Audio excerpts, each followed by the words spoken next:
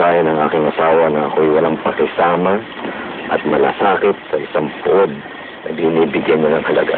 Kaya hayaan mo na lamang akong sumali sa inyong pagbabantay. Hindi kita pipigilan. Ngunit sa aking hininga ay tila hindi na darating ang pangkatibulahan.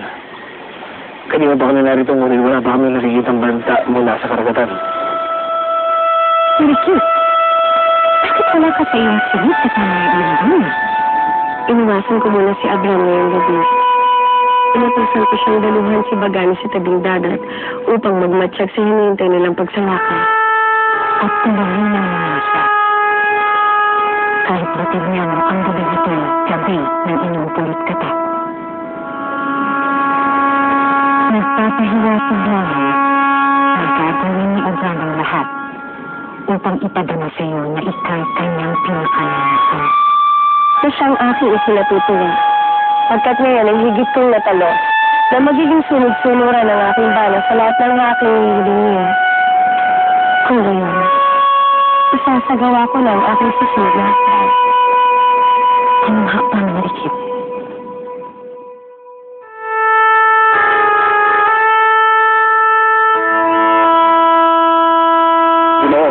Nararapat ba na tayo magsiuwi na?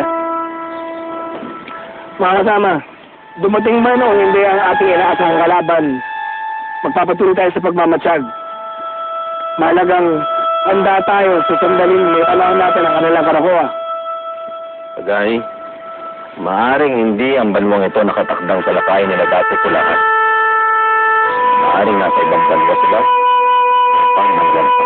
Ngunit ayon sa aking isinugo, malinaw niyang narinig na dito sila patutungo. Ito marahil ang kanyang narinig, ngunit hindi nabatid kung ito isang patibong sa tunay na banwa nilang kasalakayin. Ipinahayag niya ang pagsalakay sa inyong banwa. Ngunit ang totoong sa ibang banwa pala sa kasalakay. Ang sa gayo na hindi makapaghanda muli. Kung hindi dito, saan ba mo maaaring makapagtigmaan sa Dabubalahan? Sa iba pa niyang laway.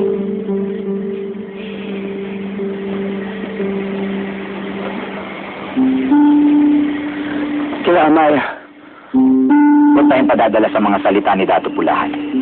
Pakaiingat tayo sapagkat silamitan ang una niyang kakampi bago pa siya lumapit sa atin. At higit sa lahat, asawa niya pa ito. Hindi ako panatag na siya ating maging kapanalig. Hindi natin siya lubos nakakilala. Madaling ipabatid ang kanyang mga winika. Ngunit paano tayo nakatitiyak na hindi niya tayo babalik na rin? Paano tayo nakatitiyak na ang kanyang inaalok na kasunduan ay hindi isang patibong at ito'y hinihintay ng ating pagdating?